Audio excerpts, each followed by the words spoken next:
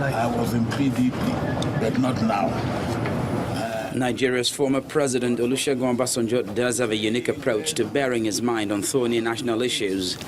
Again, he has replicated what he did about 4 years ago in December 2013 when he wrote an explosive 18-page open letter to the immediate past president, Dr. Goodluck Jonathan.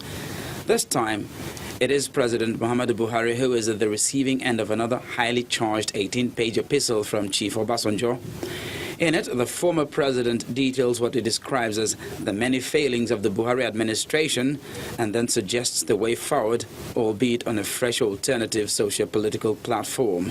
For our democracy to thrive and continue strong, we need strong party in government and strong party in opposition. According to Chief Obasanjo, the situation that led to Nigerians massively voting out former President Jonathan out of office is playing out again. Although he gives President Buhari some credit in the fight against corruption and the Boko Haram insurgency, Chief Obasanjo insists it is not yet Uhuru. According to the former president, quote, "The herdsmen crop farmers issue is being unwittingly or wittingly allowed to turn sour and messy. It's no credit to the federal government that the herdsman rampage continues with careless abandon and without finding an effective solution to it. And it's a sad symptom of insensitivity and callousness that some governors, a day after 73 victims were being buried in a mass grave in Benue State without condolence, were jubilantly endorsing President Buhari for a second term. The timing was most unfortunate." End of quote.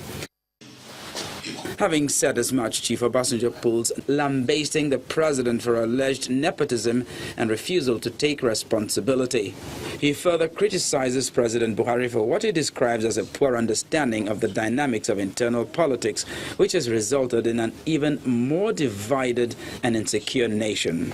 I believe that politics without adequate attention to education is failed politics.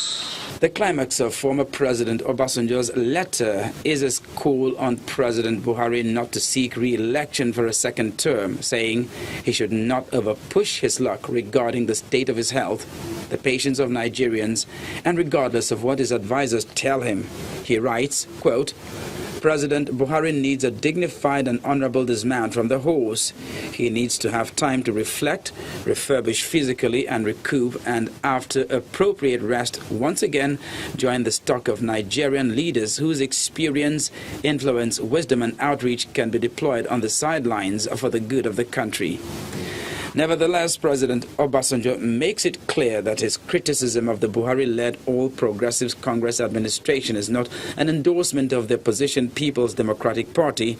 As he points out, quote, "If neither APC nor PDP is a worthy horse to ride to lead Nigeria at this critical time, then what do we do?" Chief Obasanjo points the way out. And where to begin? This is Chief Obasanjo's advice. We need a coalition for Nigeria, CN. Such a movement at this juncture needs not to be a political party, but one to which all well-meaning Nigerians can belong. That movement must be a coalition for democracy, good governance, social and economic well-being, and progress.